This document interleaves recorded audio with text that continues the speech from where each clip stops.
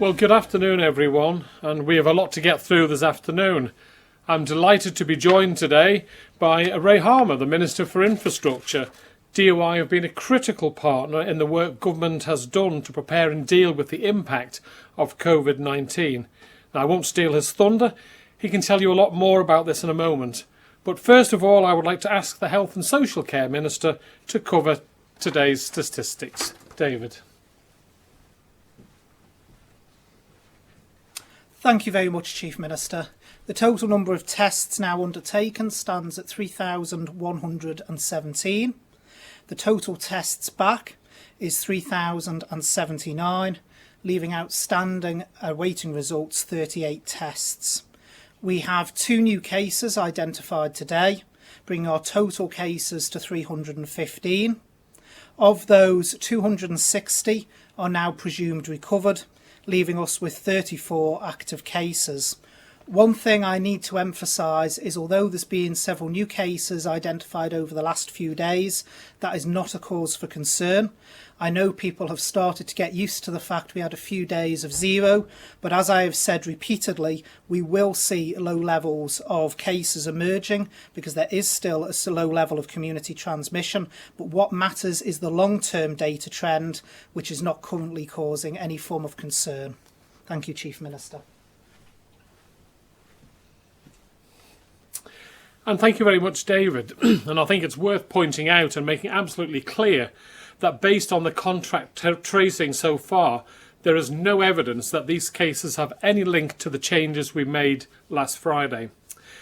Now, as you say, there is no cause for immediate alarm, but it is a stark reminder that we can take nothing for granted when dealing with this pandemic.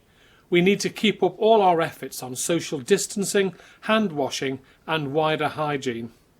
Now, I'd like to update you all on a marathon Council of Ministers meeting today. We discussed and considered a number of papers, and I want to share with you my impressions on those bits of the discussions that may impact on your lives. The Council of Ministers have agreed that our next fundamental review point will be the 7th of May. We decided on this date on the advice of our clinicians and policy officials. This will give us the space to amass the data that we need to be able to make the best decisions for our island. I want to make a couple of other important points on this. First, it does not mean that we will be announcing wholesale changes on that date. We will, and I know you have heard this a lot, progress in small, manageable, clinically driven steps. We will make decisions on the data and the clinical data we have. And please don't forget that if the data is telling us that we can't make changes, we won't. Second, any measures that we may decide on the 7th of May may not come into effect on that date. It may be that we need to amend legislation and need time to do that. It may be that the changes we decide need a lead time from industry. I can commit to you that we will operate in a transparent manner. On transparency more widely, the Council of Ministers today also considered the strategy document that I mentioned to you from the lectern. It is the document that describes our medium-term approach to COVID and what decisions we see ahead of us and how we will be making those decisions. There was broad support of the document and the approach across Council.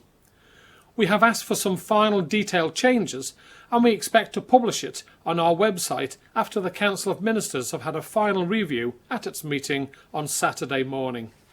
We will then debate the document on Tuesday in Tynwald with our Tynwald colleagues. Some people have referred to it as an exit strategy.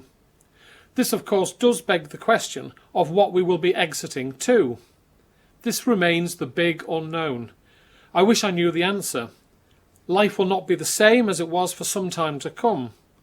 Until there are real game changers, such as vaccine, we have to learn to live with the virus and manage it in our island community. But I hope that what you see will be a path ahead that gets us to the new normal, a new Manx normal. The Council of Ministers also considered papers on golf and fishing.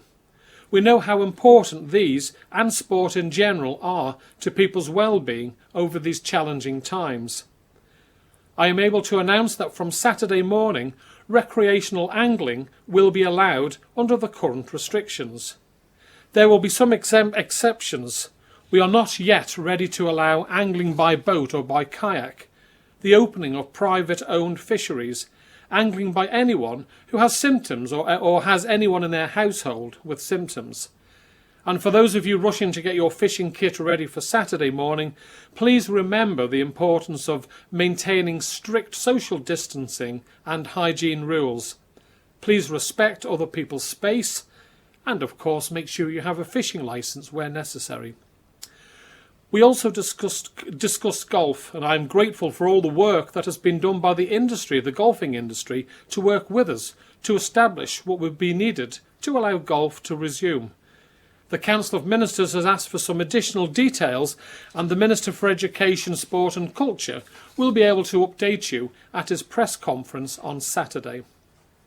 Now seems like a good time to hand over to the Minister for Infrastructure for an update. Ray.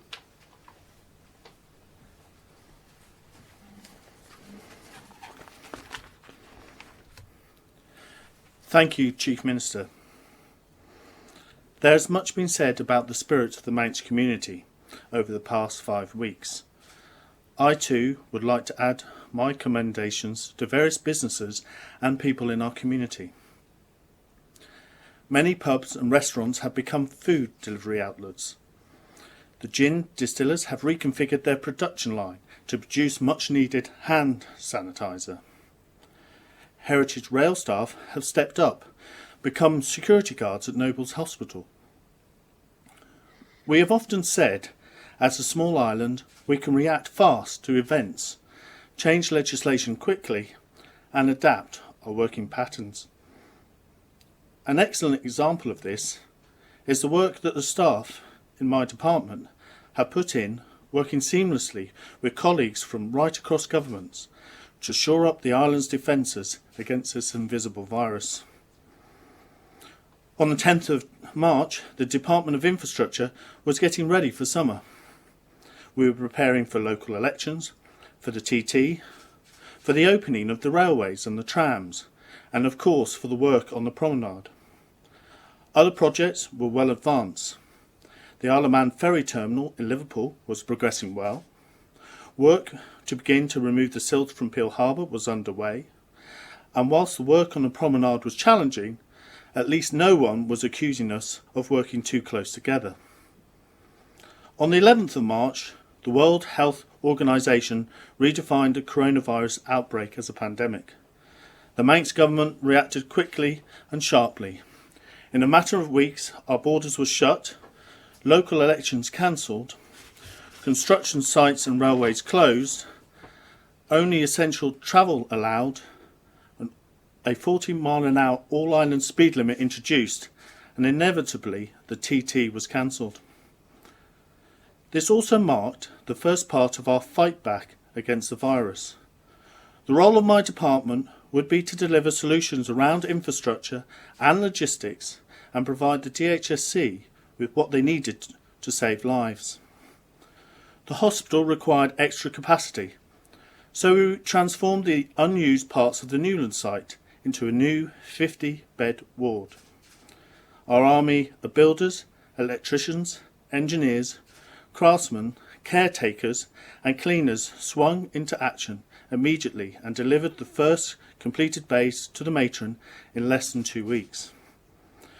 The ward was fully fitted out to modern hospital requirements and has since helped accommodate patients from Abbotswood on a temporary basis, while DHSC, again with support from DOI, deep cleaned Abbotswood and undertook important works to ensure a safe environment.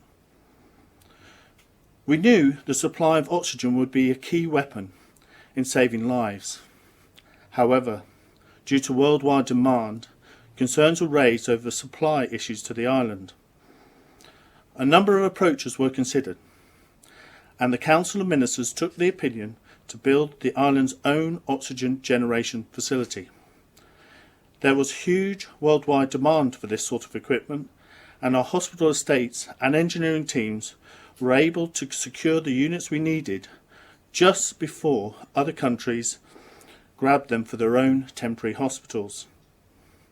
We are commissioning the new plant this week, which could not have been done without the first-class support from the island's private sector businesses and contractors who sent their staff to help us, including fabricators who sourced and built a whole new industrial unit, tradesmen who refused to charge extra for weekends and bank holidays, and local businesses and charities who lent us valuable equipment for as long as we need it.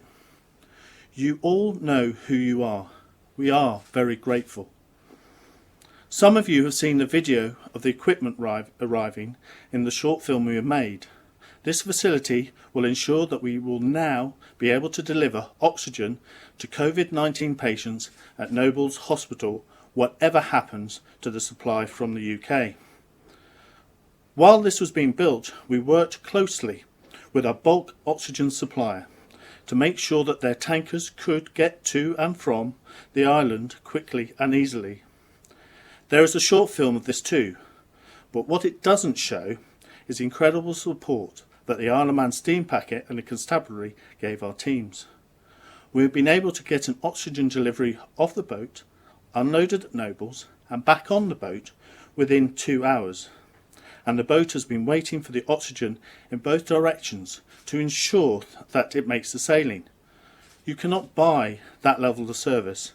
It comes free with the great people working together to help all of us cope with the virus. We have all read in the news about the strains being put on the NHS supply chains. We acted quickly, converting the NSC into a storage facility and using the vehicles that would have been putting out cones at TT to distribute vital PPE equipment across nursing and residential homes.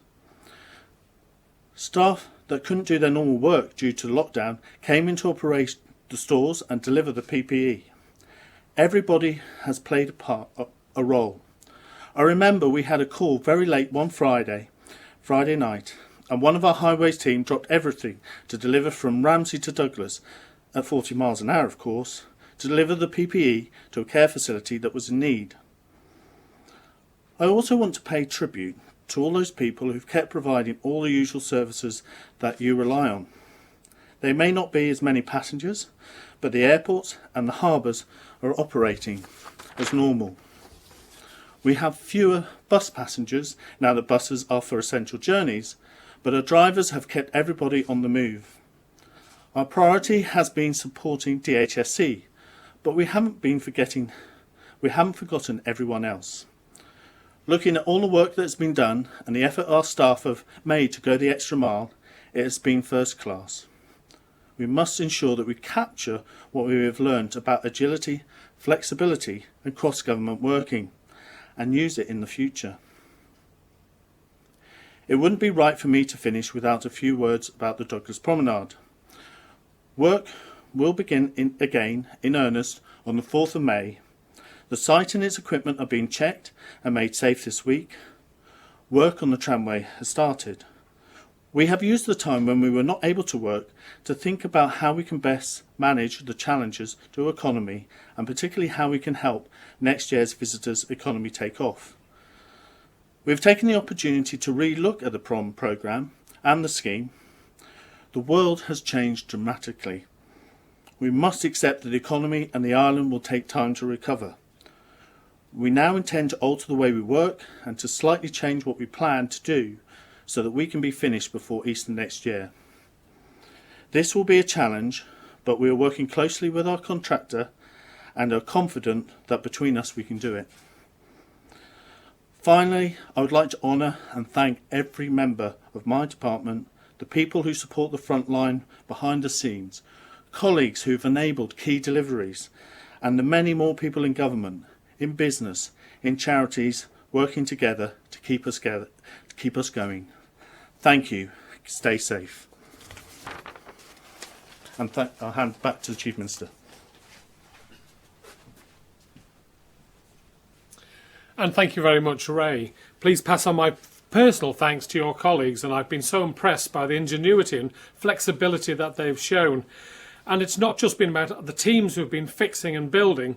DOI staff have been redeployed to support other departments, and this has been such an important contribution. As you pointed out, we must not forget the crucial work keeping the island running. We'll now take questions, and I think first we have today is Mr. Bell from the BBC. Afternoon, Chief Minister. Obviously, this comes after, I know you had a phone call with the UK government yesterday, and yesterday we also saw Michael Gove saying that UK islands, not us, UK islands could be used as pilot testing grounds, if you like, for the UK's eventual exit strategy. Just wondering, given the constitutional relationship between the UK and the Isle of Man, while we're not a UK island, are the UK government feeding any suggestions into your ear? Are you feeding any suggestions and feedback into their ears? Well, not really. Obviously, I respect what the UK do. They make their own decisions, and we make decisions that are Manx decisions for Manx solutions and Manx problems. Obviously, speaking to my colleague chief ministers in the Channel Islands, Jersey and Guernsey, we have very similar issues. They are in a very similar position to ourselves. They have PPE issues. We're lucky in that aspect. One of them has set up their own testing regime, like we have, and we have very similar numbers of cases, etc. And I think all three of the Channel Islands are really have managed, of the Crown dependencies, I should say, really have managed to flatten down the curve. So we do listen to what's going on in the UK, and if there's anything that we can do to help them, if we come out of this quicker than the UK, then of course the Isle of Man will be there to be a good neighbour. But it's just getting a general update on what's happening regarding the coronavirus. But also there are other issues. I'm still having to deal with Brexit. You know, it seemed to be the word we were all discussing a few months ago, the number one topic. Every day, every meeting I went to had the B word somewhere. And now it's a very small, minutiae part of my life because coronavirus has come along. But they're very good meetings. It's always good to chat and learn ideas and see what stages your colleagues are at in their exit strategy or the next step that they're taking. Yeah, the B word has very much been replaced by the C word in recent weeks, hasn't it, Chief Minister? It is. I hope to God there's no D word. Could I ask a question of the Infrastructure Minister, please? Yeah, no problem. Ray.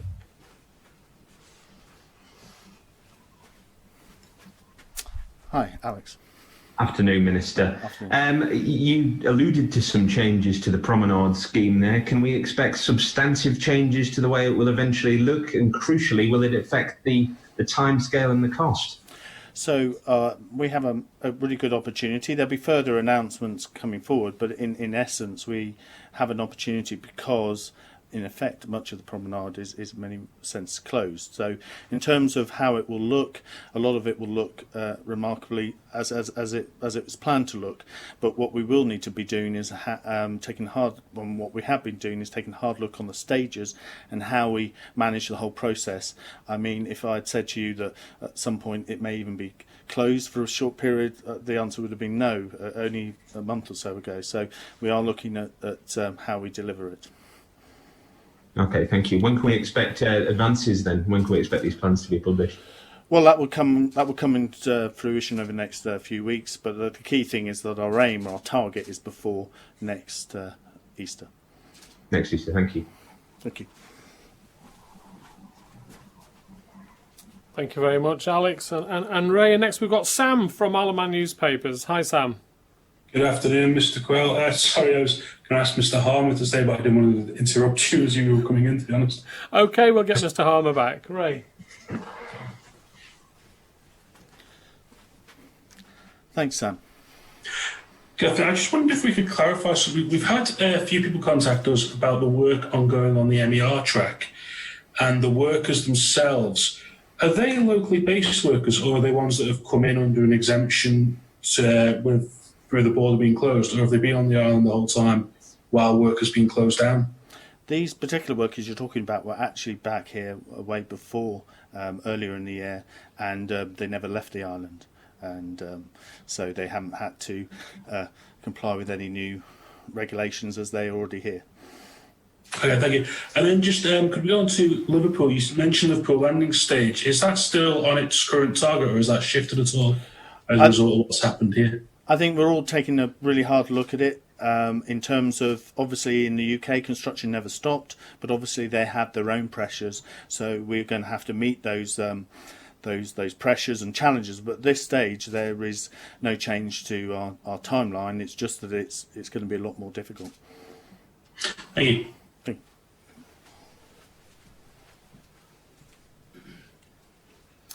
Okay, Sam.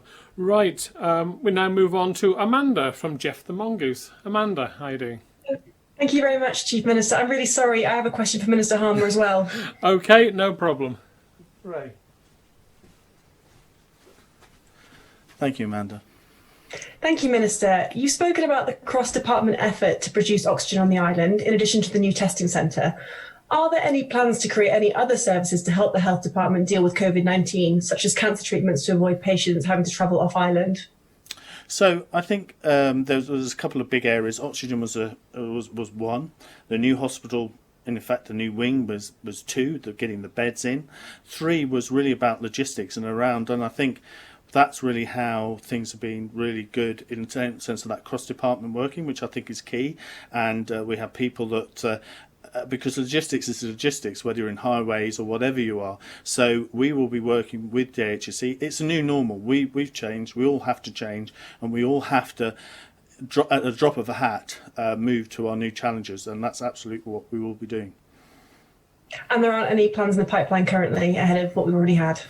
Well, my officers are working continually, but at the moment it was commissioning the oxygen unit this week and also the new beds. But obviously we'll be working with JHSC and we've got a very close working relationship.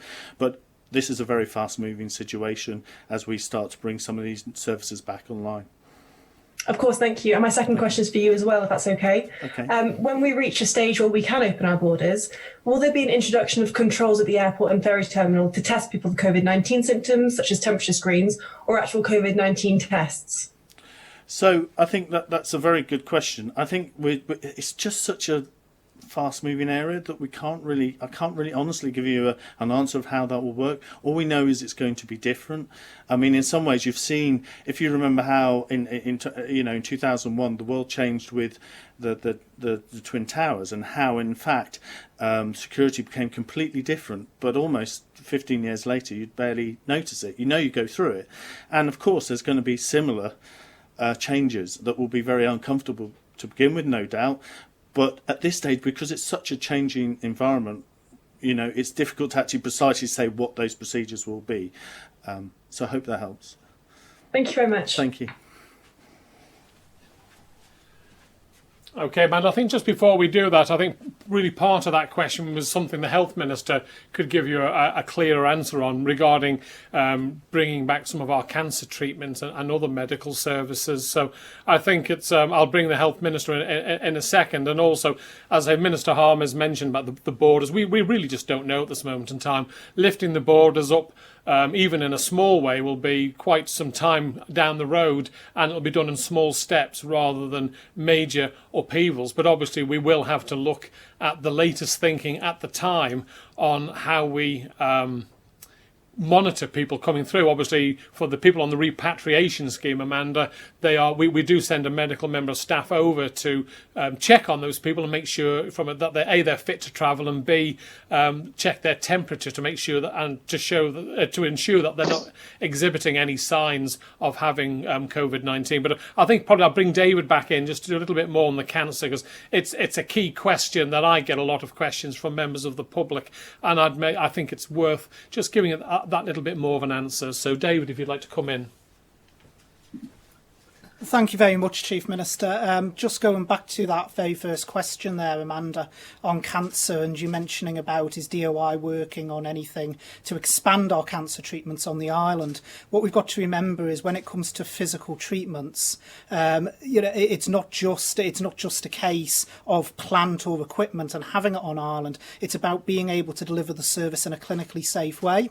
And with being an island of 85,000, there is always going to be certain certain services that we are not going to be able to deliver on Ireland. We're always going to have key dependencies where we have to send people away. That's not going to change with this situation. So it's not just about getting the equipment in to treat a certain type of cancer. It's then about the clinical specialities that go around that, having the expertise on Ireland, and also being able to provide appropriate care on Ireland. So, so it's not just about, asking DOI to get us a load of equipment and that means we can expand our cancer care on the island. It all ties in with that as well. Can I also take the opportunity while I am at the podium to thank DOI, while I've got the Minister for Infrastructure here with us today, for all they have done with their engagement with DHSC. They have done things in phenomenal timescales for us, and it's very, very much appreciated the way everyone has pulled together to be able to deliver things such as the oxygen plant in such a short period of time.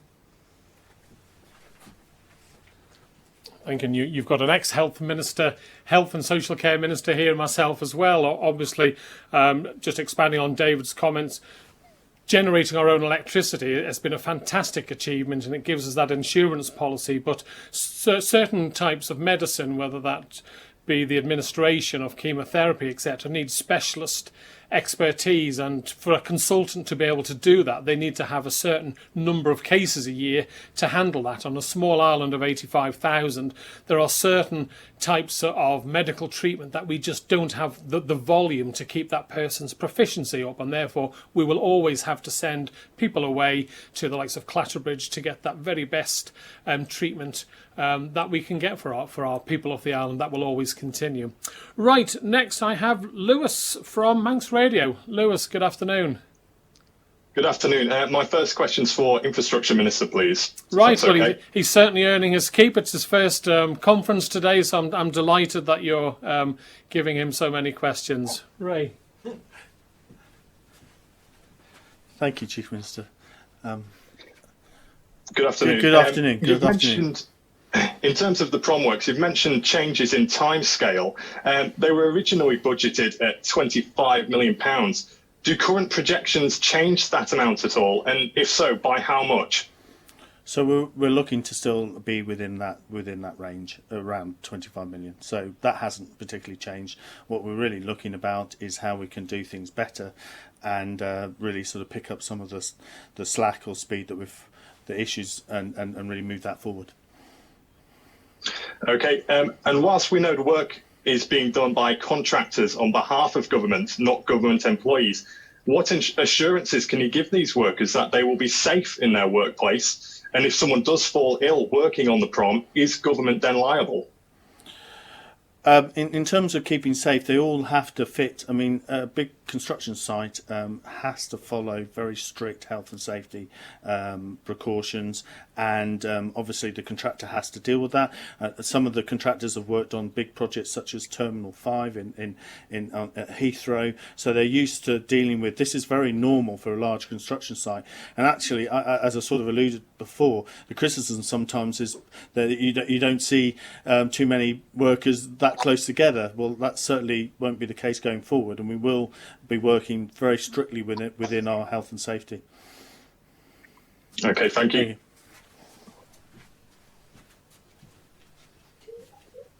Thank you very much. Right, we move on to Rob from 3FM. Rob, how are you? I'm very well, Chief Minister. How are you? I'm great, thanks very much. Though Very good. A 4 or 5 hour meeting of Council of Ministers today does tend to be a little bit draining. I can imagine. Perhaps unsurprisingly, I have a question for the Infrastructure Minister, please. Okay, Ray. Rob, how are you? I'm very well, thanks. Good to see you, good. Minister. Getting your daily steps in, getting to and from the podium today, I see. In terms of, I understand the DOI now has a leading role in the repatriation process. Of course, we saw the first group leaving the Comus Hotel this week. Having listened to feedback from those who've been staying there, are there any changes planned to the system in the coming weeks? So I think obviously it's a cross-department effort. Obviously, as I was alluding to before, the logistics side is something that obviously the department deals with, and it's been changing all the way along. The details have been updated in terms of some of the practical elements regarding what people take with them. All of that is changing all the time, and it always reviewed, it's always challenged, and we're dealing with it.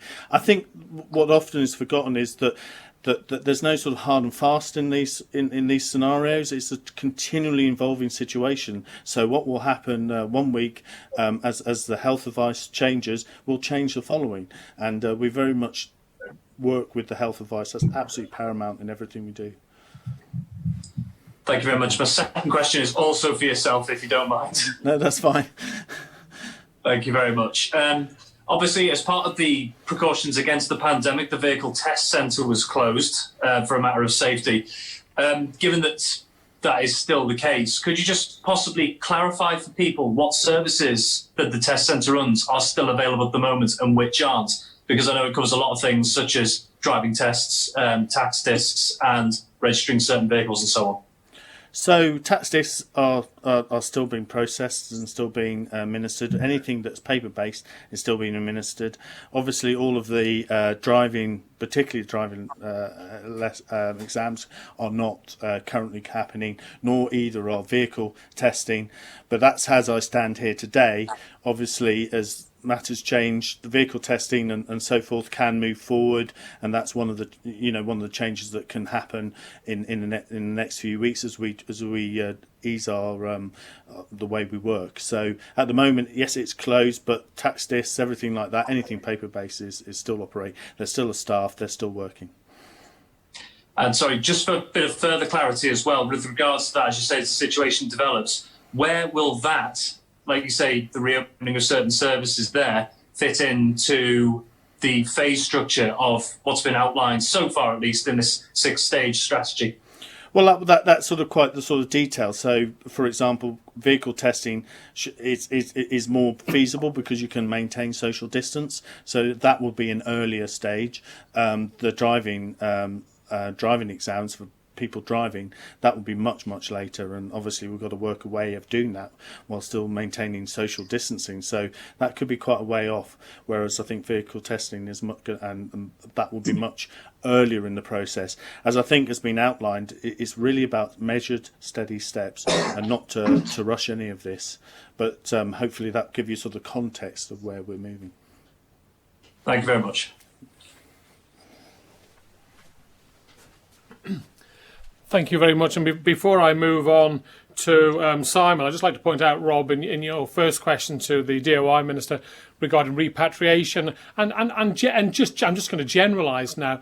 Council of Ministers, the National Strategy Group, the Bronze Committee, the Silver Committee, the Gold Committee regularly are meeting nearly every day, discussing and reviewing everything that A, we've already set up, and B, changes that we can make. So it's very fast and fluid. As the curve comes down, if we manage to keep that down, then the public will see changes to maybe how we work some of our repatriation measures, how we do other items on the island. For example, I've just announced that you can go fishing from Saturday, from the shore or in a proper reservoir, etc. So changes all the time, but so we review everything. There is nothing set in tablets of stone. We look at the data that we get from our clinicians, from public health, along with the data from the 111 call centre to see what is out there in the community. Are there hotspots? Do we have a problem? And if we feel that over a period of time everything is controllable, then of course we will be making tweaks and changes to try and improve the experience that everyone on the island is currently experiencing. If I can move on to Simon Richardson at Business 365. Simon. Good afternoon, Chief Minister. And in the to maintain consistency, could I speak to Mr. Harmer, please? Certainly. Thank you, Simon. Good afternoon, Mr. Harmer. Obviously, the coronavirus will bring to a halt many of your department's current projects. Meanwhile, I suppose an inevitable consequence of such huge and unexpected expenditure by government will be a squeeze on departmental budgets next year and beyond. Now, given the backlog of work that's building up, how concerned are you that important road and infrastructure works will have to be shelved indefinitely as a result of this pandemic? Well, thank you. I think, Simon, in one sense, I think the key issue is actually will be a need to accelerate the capital programme once we move into a recovery phase. That's an important part of moving forward with the economy. So yes, some resources have had to be rescheduled or removed. So for example, that the work to do with hospital has to take priority. It will mean looking at reprioritising certain things, maximising local spend where we can, but it will be very much a case of when we're in a recovery phase, I would say over the next 6 to 9 months, that we'll be looking actually to accelerate some of those capital schemes. Okay, thank you. And also to you, Mr. Harmer, if I may, you mentioned the airport earlier. Is it the case that many of the staff that work for private companies have had to be furloughed as a result of this, given the level of business moving through the airport? Sorry, I don't quite follow your question. When you say those that have been furloughed, do you mean the staff? No, the airport you said was running normally. Is that normal in terms of the number of staff that are working there, or have people had to be laid off or furloughed for the period? We've had to, in terms of, and this is an answer for the whole of the department. We've actually redeployed a number of people. So in terms of the department and where people are working, we're actually probably working more near a normal in terms of capacity. But it has meant that actually people are doing different jobs, and obviously with regard to the airport, you still need air traffic controllers. They still need to operate while the airport is running. But I think generally across the department, we're actually working more nearer 100% than you would think, because, as I say, there are additional challenges that we have to face. Okay, thank you very much. Thank you. Thanks. Before I move on to Paul, Simon, I think it's important to point out that I think about 1,000 of our staff have been moved to other areas to work to help out where their jobs have ceased to be needed for the time being. For example, some of the team from the Heritage Railway have been doing security up at the hospital. So a good 80+% of all our staff are currently continuing to work in their current jobs. So if we move on to Paul from MTTV. Paul. Thank you, Mr. Quayle. I'd like to speak to, yes, you guess, Mr. Harmer. Okay, I'm getting off lightly today. Great. Thank you. Afternoon, Paul. Hi, Ray. You mentioned shutting the prom briefly in your opening statement. I know that's something you're quite keen on, and clearly at the minute with the traffic being down, that is potentially doable. So can you give us any meat on the bones on that one a bit more? Are you seeing a full shutdown at the promenade to get the scheme going again? So I think in the way we've looked at the work that we can do, a large part of it will be potentially making it a one-way for large parts of the project timeline, and there may be times when we need to shut it. It wouldn't be shut fully for all the period, but that's the kind of work. It's that kind of flexibility which we wouldn't have never have dreamt of. But I think we have to be honest in terms of the tourist season this summer.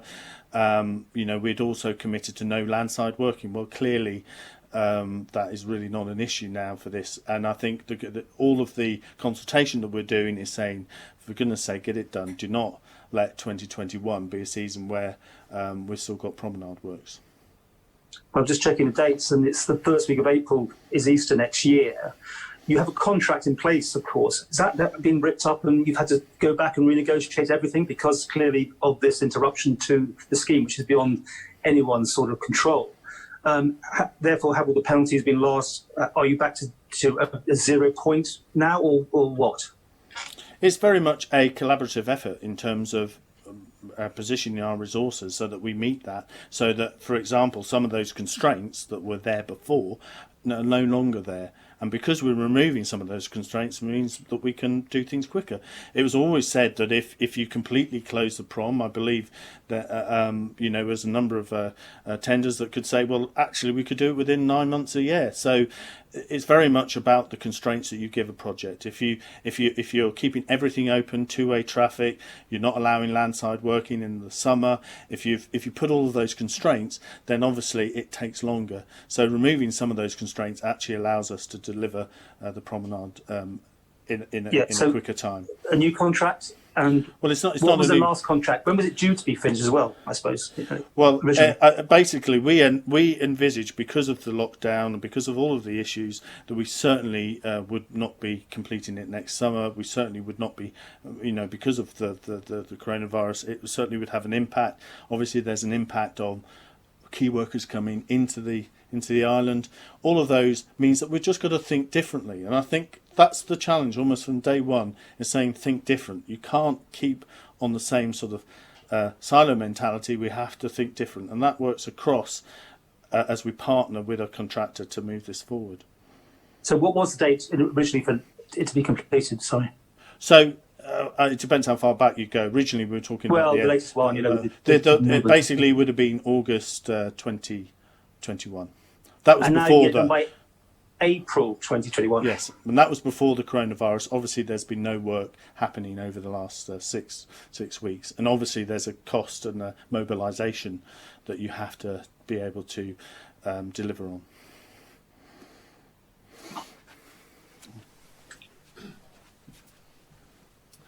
I think before I move on, Paul, to our final Chris today, it's worth pointing out that obviously as a government we listen to the concerns, and obviously our hoteliers on the prom are having a bit of a tough time along with all the other businesses on the promenade, and if there's anything that we can do to ensure that whilst they cannot operate, we can get on with the work outside their premises, so that come the start of the tourist season next year, hopefully if everything can open up again and there's no road works going on outside their property, then that will help their businesses get back to some form of normality. So obviously anything that this administration, I'm sure all our colleagues in Tynwald will support these changes that will help those Manx businesses that have been affected. It seems totally logical to make these changes for the good of everyone, the economy and all those businesses on the promenade. So finally we have Chris Kay from Energy FM. Chris. Good afternoon, Chief Minister. If I may speak to Minister Harmer, please. Okay, Chris. I won't be offended. Afternoon, Chris. Good afternoon, Minister. Not surprisingly, a lot of the issues I wanted to raise have already been brought up, but just going back to the cost of certain projects, you say certain projects will be accelerated as soon as they can be. How confident are you that you can still carry out these projects on budget? Because the whole landscape has changed, whether that be employers charging more to carry out the work or the cost of materials rising as a result of this pandemic. And that's very much the challenge over the next few months, and the work that we've been doing already. Obviously, because of the whole world has changed, there's opportunities of a more local construction as well, and I think it would be very much a boost to the economy. Before the pandemic, we were reaching very high levels of projects completing on time and on budget. Now we've got to push even harder. But I think I do notice complete change in the industry. I notice complete change in how people are working. I think you've seen that in terms of some of the hospital work that's been completed in 2 weeks. And I think we've really got to take that forward following, over the next months, because it's going to be critical that we do that so that we can rebuild our economy. But surely, even if you have certain initiatives which you want to carry out quickly, like you said, at the hospital, there are others which may be deemed as vanity projects, which are surely in jeopardy. Well, yes, of course, the whole capital programme is being reprioritised as we speak, and that will, obviously figure quite clearly in the budget in July. So it is about prioritising, but it's also about accelerating. I think that's the key message. It's not about actually reconstruction and the infrastructure is going to be really, really important as we rebuild our economy. I don't think it's right to consider, cutting back, because actually the infrastructure will bring us through this, and also, in some ways, actually re-energise what we're doing. Thank you. And when things do gradually go back to normal, are there plans in place to deep clean places like the airport and the sea terminal, and also other work environments, to reduce the risk of the virus spreading once again? Well, that is really now becoming part and parcel of what we're doing, and this is the challenge. What we're all learning, this is all new in terms of changing a lot of what we do to how we need to for the pandemic. But what I need to remind everyone is that this is quite normal in terms of construction, in terms of processes. That's what we do. We do logistics, we do things where we check procedures and so forth. So actually including that as part of the way we work is very normal. It is the new normal, but it is something that we're very much set up to do. Thanks very much. Before I move on, I think it's important to just expand on what Ray was saying and the question regarding capital projects. It really is important. We've got 4,500 people working in our construction industry, and if government can continue with its capital projects, for example, we've got a STEM block at the Queen Elizabeth II High School that needs working on. We've still got work to start on the new school at Castle Rushen High School. All that puts money in the economy. It's what's known as the multiplier effect. So it's not just the 4,500 jobs and families that are getting an income. It's also the industries that support the construction sector. They will get that income going around the economy, and therefore it's really important that we continue with our capital projects as much as possible to help the Manx economy continue. I'll take one last question from Manx Radio, and then we'll move on. Lewis. Hi there. Just one more for the Infrastructure Minister, please, if that's okay. Right. Afternoon, Lewis. Thank you. Just quickly, pictures shared on social media suggest work has also restarted on dredging Peel Marina. Can you just confirm if this is the case? Yes, it is. Thank you very much. Thank you.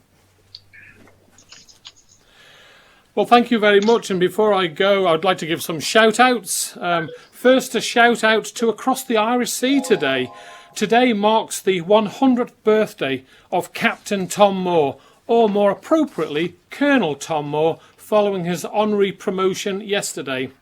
Tom has captured the imagination of people across these islands and the wider world with his 100th birthday walk for the UK's NHS, with fundraising now at a truly staggering £31 million. Tom represents the best of us, serving as a beacon of hope and of pride in these unsettling and sorrowful times. Tom has demonstrated the power of the human spirit, the power of determination and resolve, the power of caring for others, and perhaps most importantly, the public's admiration and devotion to our health and care professionals, and to a health service that is open and accessible to all, regardless of means. Knowing that Colonel Tom's milestone birthday was on the horizon, students at St Ninian's High School worked on a special birthday card, the Manx Triskelion on a sea of red, a fitting symbol not just of our island's resilience, but also of Tom's.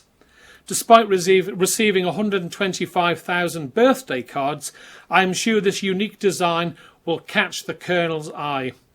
Well done to all the pupils who took part, and my thanks to all our teaching and support staff working so hard in our special units across the island. On behalf of the Isle of Man Government and I think it's safe to say the people of the Isle of Man, and on behalf of the people of the Isle of Man, I would like to wish Tom a very happy 100th birthday. Of course, Colonel Tom is not alone in raising money at this time. Here on the island, people have been doing all sorts of inspiring and amazing things to raise money for good causes and for our health and care services. One such example is Ella Quayle, who is 16 and from Douglas. Ella has raised almost £3,000 for the Nobles Hospital Equipment Trust by shaving her head. A fantastic effort that will make a real difference. Thank you, Ella. Finally, for today, I want to thank the first wave of Ireland residents who were repatriated to our shores a fortnight ago and acknowledge the sacrifices they have made for the greater good of our community. I am pleased to say that yesterday they left the Comus Hotel to return to their homes. Of all the measures government has put in place in our fight against COVID-19, I think it is safe to say that repatriation has been one of the most emotive and debated. I know that for these residents who found themselves off island when we closed our borders, the past few weeks have been difficult, sometimes arduous, and this process continues for some. For those who have made it home, I know that being home on your island but not in your own homes has been frustrating and unsettling. Together, everyone on our island has worked to flatten the curve, and we are succeeding. I have made clear that our repatriation process was developed from clinical advice. Our returning residents have played a vital role in our efforts to keep the virus at bay through a 14-day period of isolation, helping keep our island community safe from ravages of a second wave. It may not mean much, but I do sincerely thank you. I have committed to keep their process of keeping this process under constant review, and we may be able to make changes in the future as our understanding of the virus develops and if the situation on our island allows. So finally, please keep safe and make the right decisions for you, your family, and for our island. Thank you very much.